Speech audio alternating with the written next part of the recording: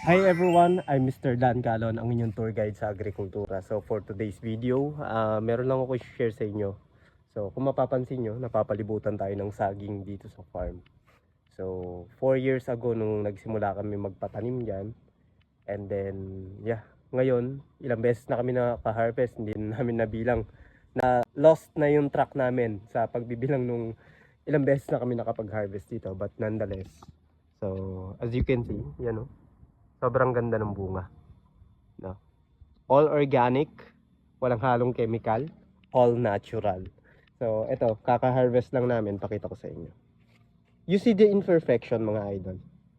So, batik-batik, hindi siya makinis, may kagat ng mga ibon, and nabe-benefit natin yung mga ibon dito sa mga tanim natin. So, wag natin silang pagalitan, no? It is a sign na napakaganda ng ating environment.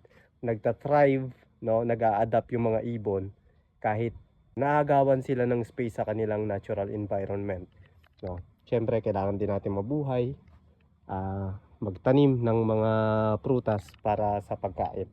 But nonetheless, tignan nyo.